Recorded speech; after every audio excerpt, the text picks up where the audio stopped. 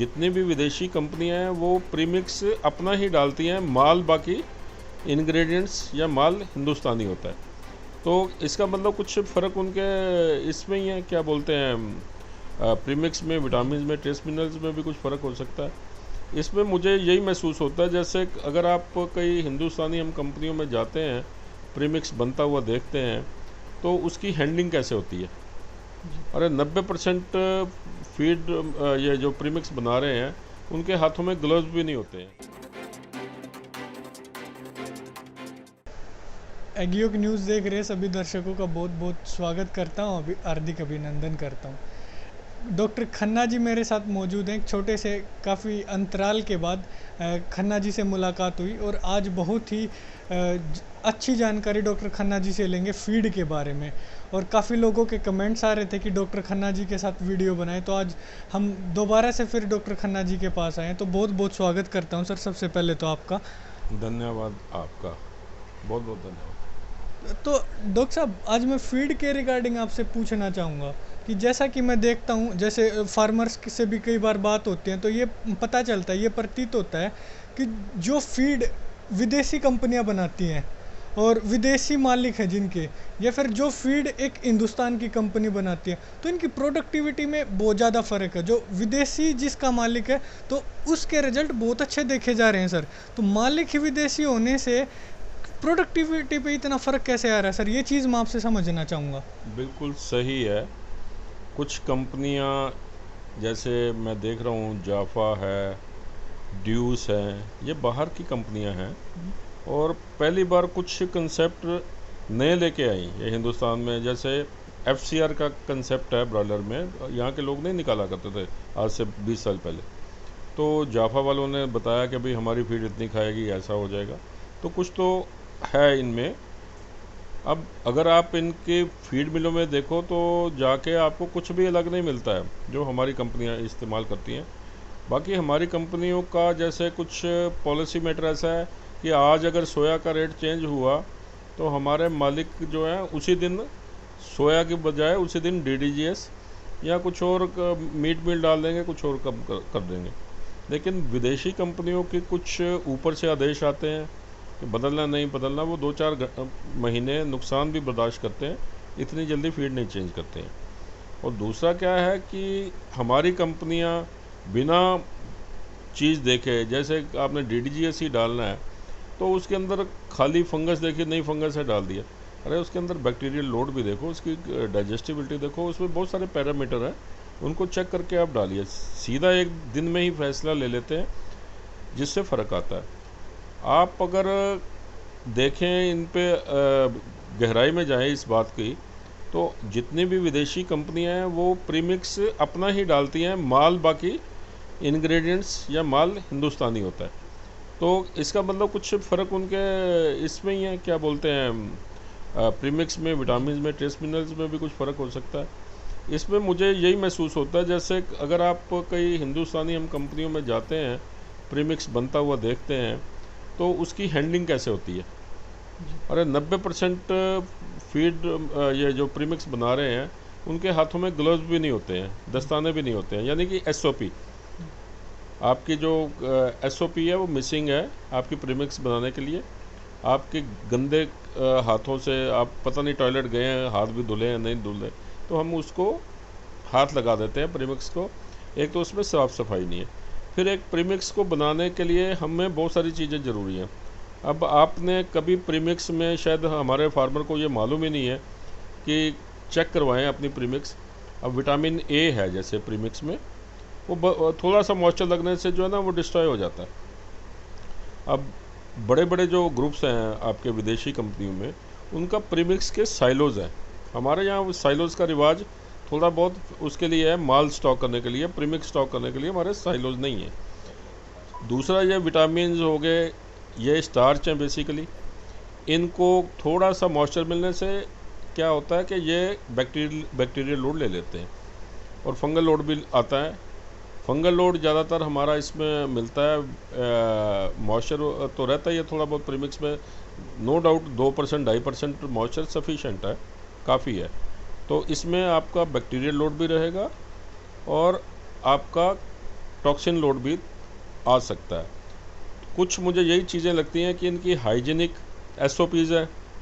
अगर एक प्रीमिक्स वाले कंपनी में प्रीमिक्स बना रही है, उस रूम में या कमरे में कबूतर भी आ जाता है तो वो उनके ऑडिट में फ़ेल हो जाता है प्रीमिक्स वहाँ का, क्योंकि वो हाइजीनिक नहीं है। उनके ऑडिट में ये सारी चीज़ें आती हैं। लेकिन हमारे वही ग्लव्स तक भी नहीं पहनते और उसका प्रीमिक्स बना रहे हैं, विटामिन बना रहे हैं। तो प्रीमिक्स का तो ये अंतर है। मैं ये सोचता हूँ कि ज़्यादातर इसमें रोल प्रीमिक्स की क्वालिटी, उसकी कीपिंग और उसके अंदर किसी प्रकार का लोड ना हो, तो इसका कुछ अंतर आता है। जी। डॉक्टर साहब, आपने हाइजीन की बात की, तो मैं उन फार्मर्स का जिक्र करना चाहूँगा जो फार्मर्स अपनी फीड खुद तैयार करते हैं, तो वो अपने हाइजीन का कैसे ध्यान रखें? देखिए, अगर हम हाइजीन का ध्यान रखें, मैंने बताई दी कि कई चीज़ें जो हैं हमें बड़े ध्यान से रखनी पड़ती हैं। अगर हमारे पास ये आपके विटामिन वगैरह हैं, वो बड़ी जल्दी बैक्टीरियल ग्रोथ लेते हैं। खासकर विटामिन ए जो है वो बैक्टीरिया से समाप्त हो जाता है, बड़ी जल्दी ससेप्टिबल है, यानी कि उसकी टॉलरेंस बहुत कम है उसको बैक्टीरिया के साथ लड़ने की। अब अगर हम दूसरी चीज़ें लें, ट्रेस मिनरल्स वगैरह लें या और चीज़ें लें, तो थोड़ा सा बोरा खुलते ही उसका विटामिन्स का वो मॉइस्चर लेके टॉक्सिन्स भी आ जाते हैं। टॉक्सिन किस किस पे आ सकते हैं? विटामिन्स के ऊपर भी टॉक्सिन्स आ सकते हैं, थोड़ा मॉइस्चर गेन करेंगे। बेसिकली तो वो स्टार्च चाहिए।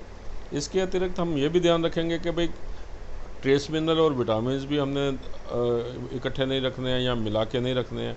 वो भी, उनमें भी ऑक्सीडेशन हो जाती है, ख़त्म हो जाते हैं। तो ये सारी चीज़ों का ध्यान है। और फिर हम क्या करते हैं, वीविल कंट्रोल करते हैं। वीविल का मतलब होता है कि आपका मक्का अगर थोड़ा मॉइस्चर वाला है तो उसमें आपके सारा का सारा क्या होगा कि कीड़े पैदा हो जाएंगे, सुसरी पैदा हो जाएगी, छोटे छोटे कीड़े आ जाएंगे। तो वो सारी चीज़ों को ध्यान में रखते हुए हम एक बड़ी तिरपाल जिसको बोलते हैं, एक बड़ा पर्दा लेके पॉलीथीन का, और उसके बोरियों के बीच में सेल्फास की गोलियां जो गेहूं में रखते हैं वो रख देते हैं, जिससे फ्यूमिगेशन होती है। और उसको कम से कम 12 घंटे तक रखना पड़ता है और उस फीड मिल को उस दिन बंद रखना पड़ता है। तो उससे क्या है कि उसके अंदर जितने कीड़े या बैक्टीरिया लोड वगैरह वो ख़त्म हो जाते हैं। यहाँ तक हम ये भी कर सकते हैं कि इसके अलावा हम लोग जो ये आपकी फीड मिल में जो माल जा रहा है उसको हम फार्मलिन भी बाहर अगर हम स्प्रे कर दें, बोरियों के ऊपर भी स्प्रे कर दें, जैसे 1 लीटर 10 लीटर में डाल के, तो वो आपका वो ज़्यादा फ़ायदा तो नहीं करती, लेकिन आपका कुछ ना कुछ 10% के करीब कीड़े वगैरह मार देती है। हम फार्मलिन को भी स्प्रे कर सकते हैं बोरियों के बीच में जो। तो ये इस तरीके का जो फीड हाइजीन का कंसेप्ट है हमें रखना पड़ेगा। फीड की प्रॉपर स्टोरेज करनी पड़ेगी। बोरियों में जब स्टोर करते हैं आपस में गैप देना पड़ेगा। डीआरबी की जैसे बोरियां हैं, डीआर राइस पॉलिश की, उसको हम 8 या 10 बोरियों का जो स्टैक है उससे ऊपर ना रखें। कारण क्या है कि जितना ज़्यादा मॉइस्चर होगा उतना ही स्टैक छोटा होगा। अगर हमारा उसका स्टैक 13 मॉइस्चर वाले का 10 बोरियों से ऊपर चला जाएगा तो उसको 15 दिन में नहीं, 10 दिन में ही फंगस आ जाएगी। अगर वो 9 या 10 मॉइस्चर का है तो हम 30 बोरियों तक ऊपर ले जा सकते हैं। ये डिपेंड करता है कि आपका कितना मॉइस्चर है, कितने दिन तक आपने रखना है। मेरा कहने का मतलब है, अगर हमने लंबी स्टोरेज करनी है डीआईड की, मान लीजिए हमने ये सोचा कि डीआरबी का सीज़न जा रहा है और हम 5 महीने रखना चाहते हैं, तो आप 11 मॉइस्चर से ज़्यादा मत रखिए। आप इसको 4-5 महीने स्टॉक कर लेंगे। और अगर आपकी डीआरबी का मॉइस्चर मान लीजिए 13 से ऊपर आ रहा है, 14 आ रहा है, तो वो 15 दिन में भी आपके फंगस ला सकता है। तो ये सारी चीज़ों का हमें ध्यान रखना। और इसके अलावा क्या होता है, किसी भी फीड में आपके मटेरियल में अगर मॉइस्चर 14 क्रॉस करता है तो उसके अंदर कीड़े निश्चित हैं। और जब कीड़े निश्चित हैं तो वो पेशाब भी करेंगे फीड के अंदर। जब फीड में पेशाब करेंगे तो यूरिक एसिड आएगा। यूरिक एसिड आएगा तो मुर्गियों में गाउट की भी समस्या आ सकती है। तो ये एक चेन है चीज़ों का साफ़ सुथरा रखने की। अब आपके अगर मान लीजिए मॉइस्चर ज़्यादा है माल में, कीड़े भी पैदा हो गए, कीड़े पैदा करके उसका जो बाहर का छिलका है उसको एंडोस्पर्म बोलते हैं, जैसे मक्का का बाहर का छिलका, उसको खा के उसको आधा तोड़ देते हैं। वो टूटा हुआ मक्का क्या है कि उसको प्रोटेक्शन दे रहा है ना छिलका, कि कोई बाहर का चीज़ फंगस वगैरह उस पर ना ग्रो करे। तो टूटे हुए मक्का या टूटा हुआ बाजरा वगैरह में सब में आपके फंगस पैदा हो सकती है। तो इस करके आप इस चेन को तोड़ने के लिए आप समय समय पे उसका मॉइस्चर कंट्रोल रखिए, और ये भी रखिए कि मॉइस्चर को कंट्रोल रखने का तरीका क्या है कि हम समय पे उसका देखते रहें भाई, अगर मॉइस्चर बढ़ रहा है तो ऊंचे नीचे भी कर सकते हैं। जैसे बड़ा आपका डांग है 10 फुट से 15 फुट तक का है, तो हम ऊपर की बोरियों को नीचे कर दें, नीचे की ऊपर कर दें, ताकि हवा लगती रहे। और हमेशा ध्यान रखें कि दो अगर हमने स्टैक लगाए हैं तो दोनों के बीच में हम कम से कम 2 या 2.5 इंच का फ़र्क रखें, ताकि हवा की सर्कुलेशन ठीक रखे। और कोशिश ये रखा जाए कि जब हम सोया स्टॉक कर रहे हैं, सोया को बाकी मालों से अलग तरीके से स्टॉक कीजिए, ताकि सोए को आप गोल स्टॉक कीजिए, गोल ऐसे गोल दायरा बनाइए।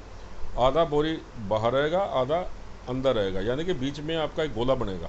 जब आधी बोरी अंदर है, आधी बोरी बाहर है, तो एक आप गोला सर्कल बना रहे हैं, तो आधी बोरी अंदर, तो इसका मतलब बोरी के दोनों साइड्स में उसके हवा लगेगी, तो आप सोया को लंबा स्टॉक कर सकते हैं।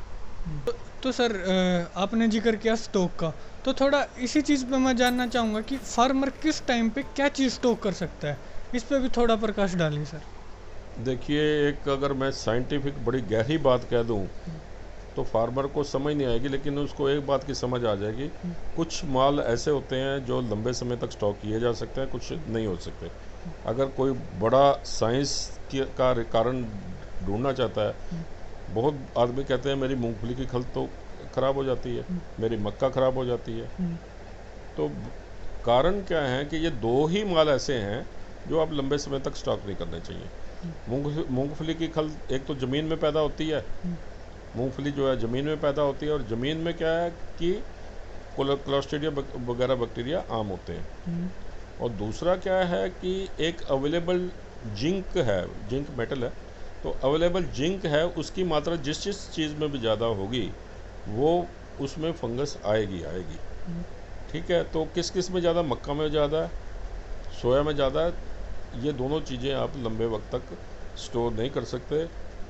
अगर आपने 20 ppb टॉक्सिन्स की सोया खरीद ली, तो ये आपको बरसात से पहले पहले ख़त्म करनी पड़ेगी, नहीं तो बरसात के बाद ये 200 ppb भी हो जाएगी। तो आपको इनका सबका सीज़न, मौसम जो हार्वेस्टिंग का है, चाहे मक्का है या सोया है, तो ये तकरीबन नवंबर के महीने में आते हैं। तो अक्टूबर नवंबर के महीने का स्टॉक किया हुआ आप इसको जून तक इतना माल लें कि जून तक का आपका ख़त्म हो जाए। ये दो माल में क्या है, जिंक जो अवेलेबल जिंक है इसकी मात्रा बहुत ज़्यादा होती है। दूसरा जो मूंगफली की खल है ज़मीन में पैदा होती है, इसमें फंगस के अतिरिक्त बहुत सारे जो वो भी हैं बैक्टीरिया लाइक क्लोस्ट्रीडियम पैदा हो जाते हैं। तो मेरा तो सोचना ये है कि हिंदुस्तान में जो GNE पैदा होती है वो 2-2.5 महीने आप डाल सकते हैं, वैसे सारा साल में आप डाल ही नहीं सकते। कभी भी जो नवंबर या अक्टूबर की GNE को आप अगस्त तक नहीं स्टॉक कर सकते, क्योंकि उसमें 200 से 250 तक भी आपको टॉक्सिन मिल सकता है। तो इसमें कोई प्लांट वाला कोई ऐसा फ़र्क नहीं है, लेकिन ये डिपेंड करता है कि जिन इलाकों में गुजरात वगैरह से आती है, अगर वहाँ पे अगर अच्छी खासी बारिश पड़ी है तो उसमें टॉक्सिन हर साल बदलते रहते हैं। लेकिन एक ये बहुत बड़ा सोर्स है GNE को, तो इसको आप स्टॉक ना कीजिए, आप सोया को कर लीजिए। बेटर तो यही है कि सोया को स्टॉक किया जाए या आप सनफ्लावर को किया जाए।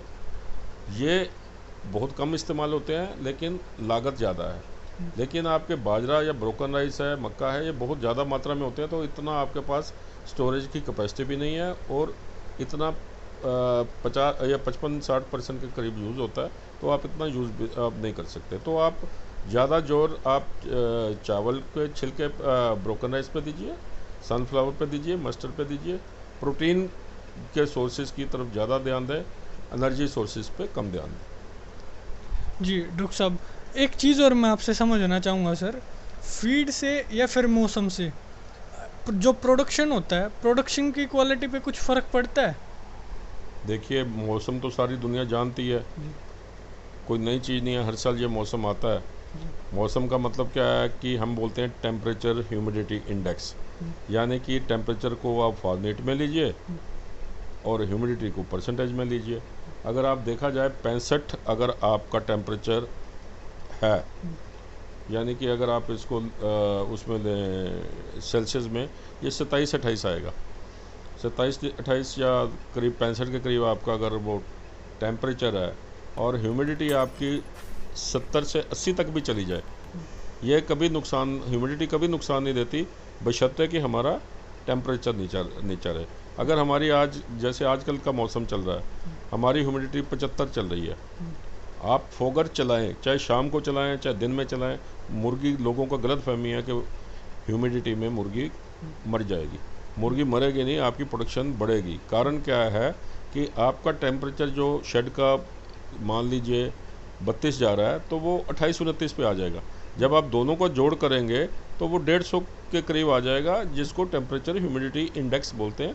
तो फार्मर के लिए, मुर्गी के लिए वो अच्छी चीज़ है। तो एक तो ये हो गया आपका इन्वायरमेंट का। दूसरा, आजकल के दिनों में इतने ज़्यादा फार्मर्स को कंट्रोल करने वाली चीज़ें हैं, वो उसकी मैनेजमेंट इतनी कंट्रोल कर नहीं पाती। अगर आज मान लीजिए आपके 50 कॉलोनी फार्मिंग यूनिट हैं फीड में, तो उसको आपने 2 दिन फीडर खाली नहीं हुआ तो वो शायद 2-2.5 लाख के करीब हो जाएंगे।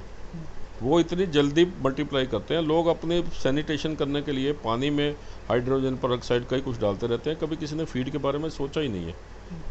तो मैं सोचता हूँ फीड की डिसइंफेक्शन पानी से ज़्यादा ज़रूरी है। लोग पानी की तरफ ज़्यादा ध्यान देते हैं, लेकिन अगर आप कभी भी फीड का सैंपल लें, उसके अंदर खाली फंगस ही नहीं आती है, बैक्टीरिया नहीं आते हैं, फंगस भी होती है, बैक्टीरिया भी होते हैं। तो बड़े हाई लेवल में ई कोलाई, साल्मोनेला, सब कुछ उसमें फीडर में सैंपल मिलते हैं। इसलिए आप अपनी फीड मत चेक कराइए।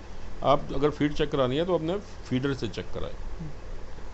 बहुत बहुत धन्यवाद करता हूँ डॉक्टर साहब का, जो अपने कीमती समय में से समय निकाल कर दर्शकों को परामर्श देते हैं गियोग न्यूज़ के माध्यम से। और सभी दर्शकों को भी मैं बोलना चाहूँगा, अगर आपके कोई भी क्यूरी है तो कमेंट बॉक्स आप सबके लिए है, तो कमेंट बॉक्स में कमेंट करके अपनी क्यूरी ज़रूर पूछें। धन्यवाद।